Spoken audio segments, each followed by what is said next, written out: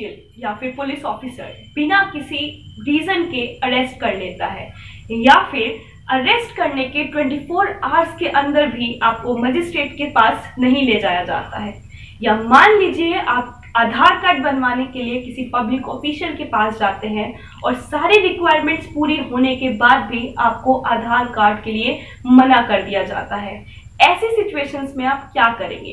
तो इन सब क्वेश्चंस के आंसर आपको मिलने वाले हैं इस वीडियो में। तो मैं हूं मोनिका सचदेवा और आप देख रहे हैं टारगेट जुडिशरी। आज के इस लेक्चर में हम डिस्कस करने वाले हैं रिट्स को, जिन्हें हम हिंदी में प्रादेश कहते हैं। आप मेरे हाथ में ये लॉक देख रहे हैं, ये रहा लॉक और ये रही इसकी की। अगर ये लॉक मैं आपको दे दूं पर ये की मैं अपने पास ही रख लूं, तो क्या आप इस लॉक को यूज कर पाएंगे? नहीं ना। सिमिलरली बहुत सारे फंडामेंटल राइट्स आपको इंडियन कॉन्स्टिट्यूशन देता है, पर आप अगर उनको कोई भी पर्सन आपको उससे डिप्राइव कर दे तो और आपके पास उसकी कोई रेमेडी ना हो तो फंडामेंटल राइट्स बिल्कुल वेस्ट है। तो इसी के लिए, इसी रीजन की वजह से हमारे पास इंडियन कॉन्स्टिट्यूशन में रिट्स के प्रोविजन दिए हुए हैं। अब हमें रिट्स को समझने के लिए इन 3 क्वेश्चंस को समझना होगा। पहला क्वेश्चन है what is a writ, second one is who may issue it, and the third question is why it is issued. तो फर्स्ट क्वेश्चन को समझते हैं, एक रिट क्या होती है। देखिए, लिटरल मीनिंग रिट का होता है एक ऐसा ऑर्डर या डायरेक्टिव जो कोर्ट इशू करता है किसी काम को करने के लिए या नहीं करने के लिए। तो basically it is an order issued by a court to do और नॉट टू डू समथिंग। तो ये था इसका जनरल मीनिंग। दूसरा क्वेश्चन है who may issue it. Indian constitution के अंदर ये पावर केवल हायर कोर्ट्स को दी गई है, जैसे कि सुप्रीम कोर्ट और हाई कोर्ट। सुप्रीम कोर्ट को आर्टिकल 32 ये पावर देता है कि वो रिट्स इशू कर सकता है, और आर्टिकल 226 हाई कोर्ट को पावर देता है रिट्स इशू करने की। अब क्वेश्चन ये है कि आखिर 32 और 226 में क्या डिफरेंस है। देखिए, आर्टिकल 32 अपने आप में ही एक फंडामेंटल राइट है, क्योंकि आर्टिकल 12 से लेकर आर्टिकल 35 तक इंडियन कॉन्स्टिट्यूशन में फंडामेंटल राइट्स दिए गए हैं और आर्टिकल 32 उसी का एक पार्ट है। पर आर्टिकल 226 एक फंडामेंटल राइट नहीं है। दूसरी सिचुएशन ये है कि सुप्रीम कोर्ट फंडामेंटल राइट्स की वॉयलेशन के लिए इन रिट्स को यूज करता है, पर आर्टिकल 226 के अंदर जो हाई कोर्ट का स्कोप या ज्यूरिस्डिक्शन रिट्स को इशू करने का वो ज्यादा बड़ा है।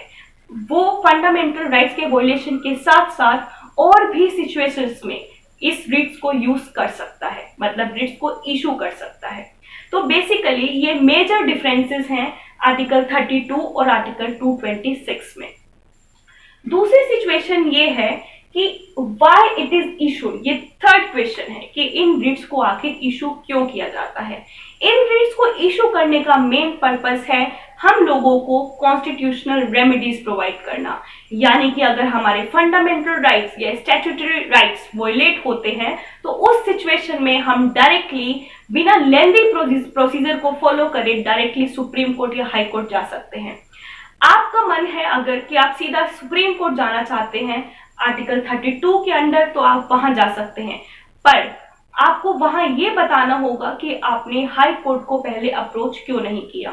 तो पर इसका मतलब ये है कि कोई बाउंडेशन नहीं है कि आपको पहले हाई कोर्ट जाना होगा तभी आप सुप्रीम कोर्ट जा सकते हैं, but the only requirement is you should be answerable to the question that why you didn't go to the high court first, right. तो these were the basic question जो हमारे माइंड में आते हैं जब भी हम रिट्स को पढ़ते हैं।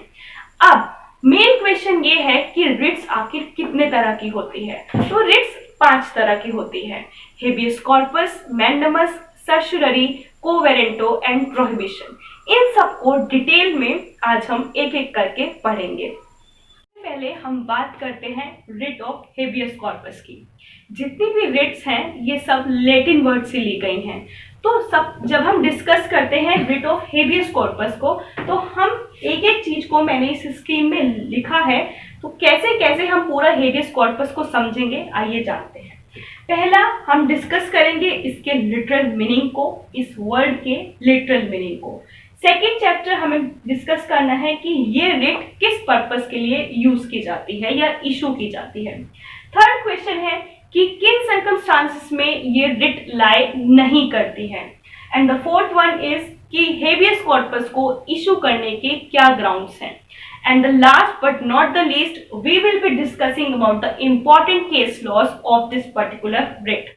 So let's talk about the literal meaning of this writ. देखिए, habeas corpus एक लैटिन टर्म है। जितनी भी रिट्स मैंने आपको बताई सब ही लैटिन टर्म से सब लैटिन टर्म है और वहां से ली गई है। इसका मीनिंग होता है टू हैव द बॉडी। मैंने वीडियो को स्टार्ट करने से पहले कुछ क्वेश्चंस रेज किए थे जिसमें मैंने आपसे पूछा था कि अगर पुलिस ऑफिसर आपको बिना किसी ग्राउंड के अरेस्ट कर लेता है तो आप क्या कर सकते हैं। तो उसी का आंसर आपको मिलेगा इस पर्टिकुलर टॉपिक में। देखिए, जब रिट ऑफ हेबियस कॉर्पस इसकी पेटिशन आप फाइल कर सकते हैं अगर आपके साथ बिना किसी ग्राउंड पर पुलिस ऑफिसर ने आपको अरेस्ट किया है, पर उसके लिए कुछ क्राइटेरिया है जो फुलफिल होने जरूरी है। पहला है कि ये जो रिट है वो जो प्रिजनर यानी कि वो पर्सन जिसको अरेस्ट किया गया है वो भी फाइल कर सकता है या उसके बिहाफ पर कोई और पर्सन भी फाइल कर सकता है। दूसरा है कि केवल ये उन्हीं केसेस में अवेलेबल है जहां पर किसी पर्सन को रॉन्गफुली या बिना किसी लीगल जस्टिफिकेशन के अरेस्ट किया गया है। तो अगर आपको पुलिस लीगली अरेस्ट करती है, उसके पास ग्राउंड्स हैं आपको अरेस्ट करने के लिए, then you can not file this petition. दूसरा है, ये आपको 2 पॉइंट्स क्लियर हो गए होंगे। नेक्स्ट है कि इस रिट में आखिर होता क्या है। इस रिट में सुप्रीम कोर्ट या हाई कोर्ट डिटेन्यू को प्रोड्यूस करने का ऑर्डर देती है। किसे? उस अथॉरिटी को जिसने उस पर्सन को अरेस्ट किया है। तो अगर पुलिस ऑफिसर ने किसी पर्सन को अरेस्ट किया है इलीगल ग्राउंड्स पे या बिना किसी ग्राउंड पे, तो उस केस में हाई कोर्ट या सुप्रीम कोर्ट उस पुलिस ऑफिसर को बोलेगा कि डिटेन्यू को कोर्ट के सामने प्रेजेंट किया जाए और उससे उस बात का जस्टिफिकेशन लेगा कि आखिर उसको डिटेन क्यों किया गया है। तो ये कमांड किसे इशू की जाएगी? जेलर या फिर वो पर्सन को जिसने उसको अरेस्ट किया है, जिसने किसी अदर पर्सन को डिटेन किया है। तो ये लिटरल मीनिंग के साथ मैंने आपको क्लियर कर दिया कि किन केसेस में इनकी क्या ग्राउंड्स हैं, कब रिट पिटीशन, हेबियस कॉर्पस की रिट पिटीशन फाइल की जा सकती है। अब हम देखते हैं कि आखिर इस पिटीशन का पर्पस क्या है। हेबियस कॉर्पस का जो पर्पस है वो है कि प्रिवेंटिव डिटेंशन लॉज की वैलिडिटी को टेस्ट करना और साथ ही साथ ये देखना कि किसी पर्सन को बिना किसी रीजन के विदाउट कॉज अरेस्ट तो नहीं किया गया। तो ये चीज चेक होती है जब रिट पिटीशन फाइल करते हैं हम हेबियस कॉर्पस, उसमें कोर्ट यही देखता है। तो बेसिक पर्पस यही है। एक और बात आप समझ लीजिए कि रिट ऑफ हेबियस कॉर्पस ना ही प्यूनेटिव है और ना ही करेक्टिव। इसको हम समझते हैं कुछ इस तरह से। देखिए, जब अगर किसी पब्लिक ऑफिशियल ने किसी दूसरे पर्सन को बिना किसी ग्राउंड के अरेस्ट किया है तो writ of habeas corpus file issue होने के बाद उस पर्सन को, उस ऑफिशियल को कोई पनिशमेंट नहीं दी जाएगी। केवल उस बॉडी को प्रोड्यूस करने के लिए क्या कहा जाएगा, उस पर्सन को प्रोड्यूस करने के लिए कहा जाएगा जिसको इलीगली डिटेन किया गया है। और सेकंड है कि उस पर्सन को जिसको बिना ग्राउंड के डिटेन किया गया है, डिटेन्यू को कोई कंपनसेशन भी अवॉर्डेबल नहीं है। तो ना ही ये करेक्टिव मेजर है ना ही प्यूनेटिव। इसका पर्पस केवल इतना है कि ये चेक किया जाए कि कहीं कोई पर्सन बिना ग्राउंड के अरेस्ट तो नहीं हो रहा, और अगर हो रहा है तो उसको फ्री कर दिया जाए। This is the only purpose of this particular writ. Now we will know that in what cases this writ cannot be issued। तो अभी हम देखते हैं वो वाले केसेस। तो ऐसे 3 केसेस हैं जिसमें ये रिट लाई नहीं करती है। पहला केस है कि अगर आपने कोई क्रिमिनल एक्ट किया है और उसकी सेंटेंस के एग्जीक्यूशन में आपको पुलिस ऑफिसर अरेस्ट करता है, तो ये है फर्स्ट ग्राउंड है एग्जीक्यूशन ऑफ अ सेंटेंस। तो इस केस में आप बिल्कुल भी हाई कोर्ट या सुप्रीम कोर्ट के पास नहीं जा सकते हैं कि आपका फ्रीडम जो है, फ्रीडम टू मूव, वो वायलेट हो रहा है या फिर आपको रिस्ट्रेन किया जा रहा है, because that is completely legal. Second point है व्हेन इट इज कॉन्स्टिट्यूशनल। तो अगर आपको पुलिस ऑफिसर जो जिस ऑर्डर के तहत आपको अरेस्ट करता है वो कॉन्स्टिट्यूशनल है, उसने कॉन्स्टिट्यूशन के किसी भी प्रोविजन को वायलेट नहीं किया है, तो भी आप इस रिट को इशू नहीं करवा सकते हैं। और जो नेक्स्ट है वो है कि अगर जिस ऑर्डर के अंडर आपको अरेस्ट किया गया है वो स्टैट्यूट के अल्ट्रावायर्स नहीं है, यानी कि वो स्टैट्यूट के बाहर जाकर मतलब उसका उल्लंघन कर आपको अरेस्ट नहीं किया गया है, तो भी आप इस रिट को एग्जीक्यूट नहीं करवा सकते हैं, इसको फाइल नहीं कर सकते हैं। तो these are the basic cases जिसमें आप writ of habeas corpus issue नहीं करवा सकते हैं, ना ही इसकी पिटीशन डाल सकते हैं। अब हम बात करने वाले हैं कि आखिर कौन कौन से ऐसे ग्राउंड्स हैं जिसमें हेबियस कॉर्पस के रिट को हम पिटीशन को हम फाइल कर सकते हैं, रिट पिटीशन को, और कोर्ट इनको इशू करता है। सो देयर आर बेसिकली 4 और 5 ग्राउंड्स जिसमें रिट ऑफ हेबियस कॉर्पस को हम मतलब इशू करवा सकते हैं या रिट पिटीशन फाइल कर सकते हैं। पर वो ये ग्राउंड्स वो हैं जो एक तरह से रिक्वायरमेंट्स हैं जिनका फुलफिल होना बहुत जरूरी है।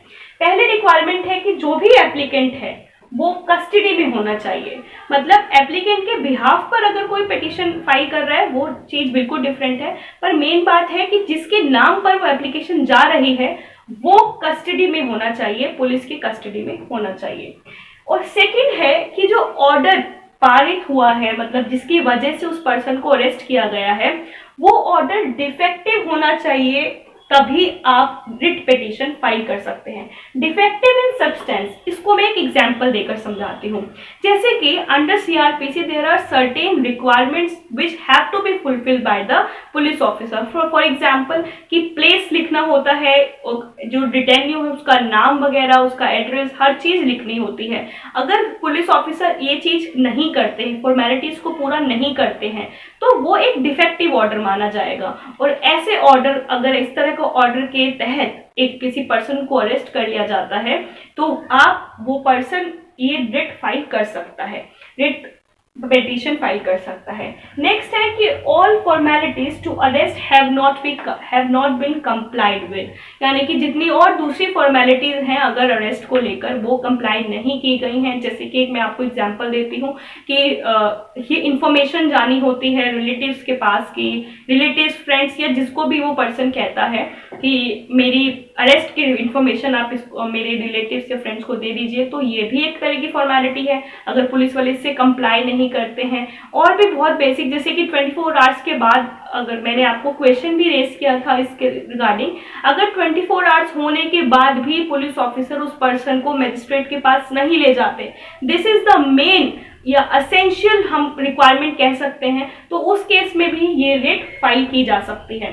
नेक्स्ट है कि ये writ exception to the res judicata है। रेस जुडिकाटा वर्ड आपने सीपीसी में पढ़ा होगा, वहां मतलब अगर आपने इसको डिटेल में नहीं समझा है तो मैं जब सीपीसी कवर करूंगी तो उसको अच्छे से समझाऊंगी, बट अभी के लिए आप इतना समझ लीजिए कि अगर एक बार एक केस डिसाइड हो चुका है तो उसको दोबारा आप फाइल नहीं कर सकते हैं। तो अगर सपोज आपने हाई कोर्ट में रिट पिटीशन फाइल कर दी है तो रेस जुडिकाटा अगर लगता तो ये होता कि आप दोबारा उसको सुप्रीम कोर्ट में नहीं जा सकते, पर यहाँ लिखा है कि exception to the res judicata. इसका मतलब अगर आप हाई कोर्ट में एक बार इस रेमेडी को एग्जॉस्ट कर चुके हैं पर कुछ आपको उसका बेनिफिट नहीं हुआ, then you can approach the Supreme Court, तो रेस जुडिकाटा यहाँ अप्लाई नहीं होगा। और नेक्स्ट पॉइंट है कि no right to present successive application, मतलब कि अगर एक पर्सन, वो जो अरेस्टेड पर्सन है, वो एक बार ये एप्लीकेशन फाइल कर चुका है, पिटीशन डाल चुका है, तो कंटिन्यूसली ऐसा नहीं है कि उस अलग अलग जजेस को वो दोबारा एप्लीकेशन डालेगा, उसके बाद ऐसा कोई राइट नहीं है। तो these were the basic ground जिसको हमें समझना है रिट पिटीशन फाइल करने से पहले। Now we will be discussing about the important case laws, जो कि हमारा 5th चैप्टर था स्कीम का। तो let's talk about the case laws. तो हेबियस कॉर्पस में हमारे पास 3 इंपॉर्टेंट केस लॉज हैं। पहला है एडीएम जबलपुर वर्सेस शिवकांत शुक्ला। इस केस को पॉपुलरली हेबियस कॉर्पस केस के नाम से भी जाना जाता है। ये केस फाइल किया था दिसंबर 1975 में और इसमें 5 जजेस बेंच कॉन्स्टिट्यूट की गई थी। इस केस में ये केस एक बहुत बड़ा फ्लॉ है एक्चुअली, क्योंकि इस केस में मेजॉरिटी ने ये डिसीजन दिया था कि जो भी आपका जब भी इमरजेंसी लगेगी तो उस केस में इलीगल डिटेंशन वैलिड है, मतलब बिना किसी ग्राउंड के भी अगर डिटेंशन होता है तो भी वो वैलिड है। तो ये एक फ्लॉ है जो कि जिसे बाद में कंडेम भी किया गया। पर माइनॉरिटी में जस्टिस खन्ना थे जिन्होंने ये कहा था कि ये बहुत गलत है कि डिटेंशन बिना ट्रायल के जो डिटेंशन है वो बिल्कुल गलत चीज है और ये एक एनाथेमा है पर्सनल लिबर्टी के लिए। तो ये हेबियस कॉर्पस केस ये आपको याद रखना है। हालांकि इस केस को बाद में बहुत ज्यादा कंडेम किया गया था। और दूसरा केस है सुनील बत्रा केस। ये बहुत ही इंपॉर्टेंट केस है। सुनील बत्रा केस में कोर्ट ने ये हेल्ड किया कि जो रिट ऑफ हेबियस कॉर्पस है वो केवल इसीलिए इशू नहीं की जाती कि ये चेक किया जाए कोई पर्सन को बिना किसी ग्राउंड के डिटेन नहीं किया गया, ये तो इसमें होता ही है। साथ ही साथ अगर किसी पर्सन के साथ इलीगल ट्रीटमेंट या गलत तरीके से ट्रीटमेंट होता है जेल में, पुलिस अगर ऑफिसर उसके साथ गलत ट्रीटमेंट करते हैं तो वो भी इस रिट के तहत आप उसको भी सही करवा सकते हैं। सही इन द सेंस कि उसका आपको रेमेडी उसमें मिल सकती है। और सेकंड पॉइंट हमारे पास नेक्स्ट केस जो आता है वो Maneka Gandhi versus union of India का केस आता है। ये बहुत इंपॉर्टेंट केस है। जब से ये केस आया तो रिट ऑफ हेबियस कॉर्पस का स्कोप और वाइड हो गया। अब आप सोच रहे होंगे कि कैसे, क्योंकि Maneka Gandhi versus union of India के केस में जो procedure established by law world के अंदर जो कोर्ट ने एलिमेंट ऑफ फेयरनेस और जस्टनेस डाल दिया था, तो इस रीजन की वजह से अब ये भी चेक किया जाता है कि जो ऑर्डर के तहत पुलिस ऑफिसर ने अगर किसी पर्सन को अरेस्ट किया गया है, क्या वो ऑर्डर जस्ट है, क्या वो ऑर्डर फेयर है। तो ये एलिमेंट्स भी अब उस ऑर्डर के अंदर चेक किए जाते हैं जब writ of habeas corpus issue होती है। तो on the basis of that particular elements ये scope, writ of habeas corpus का स्कोप बहुत वाइड हो गया है। तो हमने अभी तक की पूरी वीडियो में क्या क्या डिस्कस किया, एक बार रिवीजन कर लेते हैं। पहला हमने देखा कि लिटरल मीनिंग क्या है हेबियस कॉर्पस का। सेकंड हम देखते हैं कि पर्पस क्या है, किन ग्राउंड्स पे रिट ऑफ हेबियस कॉर्पस को हम इशू करवा सकते हैं, किन सर्कमस्टांसेस में writ of habeas corpus issue नहीं हो सकती, और इम्पोर्टेंट केस लॉज क्या है। तो आई होप आपको ये वीडियो अच्छी लगी होगी। और इसके साथ साथ अभी जितनी भी रिट्स अभी बची हैं, मैंडेमस, सर्चुलरी, प्रोहिबिशन एंड कोवेरेंटो, उसको हम आने वाली वीडियोस में डिस्कस करेंगे। तो तब तक आप हमारे साथ बने रहिए और हाँ, चैनल को सब्सक्राइब जरूर कीजिए, साथ ही साथ बेल बटन को प्रेस कीजिए in order to get the notifications of our video. That's it for today. Thank you. Bye bye.